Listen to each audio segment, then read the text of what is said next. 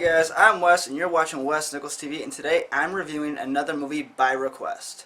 And this week I'm reviewing Guardians of the Galaxy.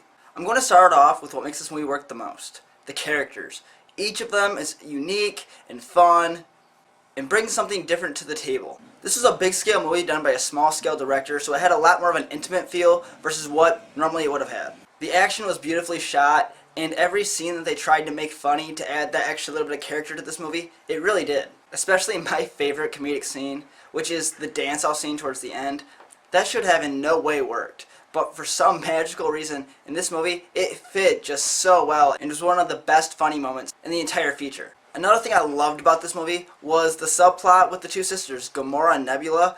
It was a great subplot because it didn't feel like it was a side story at all. Every time there was something going on between those two sisters, you wanted to see what was going to happen. So none of the screen time felt wasted. But one of the hardest things to replicate in this movie, which they did amazingly, was it had a Star Wars feel. We had not had a Star Wars movie in a long time.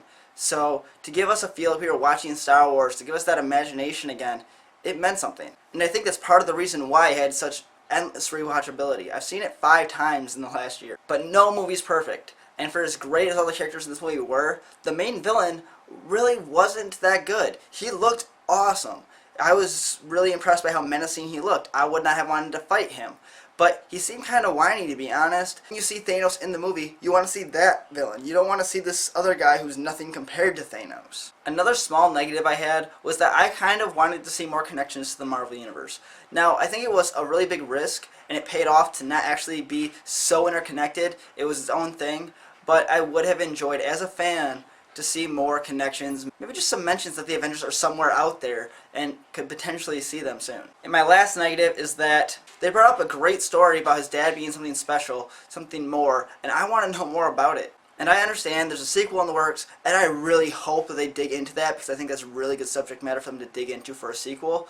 But watching that movie, that was the one thing I left and I was like, man, I want to know more about that. Take it as a positive, take it as a negative, whatever you want to take it as. It doesn't really matter because overall the film was so entertaining and so much fun. That's why I gave Guardians of the Galaxy a 9 out of 10. But that's just my opinion, and I want to know yours. What did you think about Guardians of the Galaxy? And while you're down there, if there's a movie you want me to review, put it in the comment section. I did this one by request, I might just do yours. Make sure to click that like button right down here and subscribe to Wes Nichols TV right over here. Thanks for watching. My name is Wes. You're watching Wes Nichols TV. Have a great night. Bye.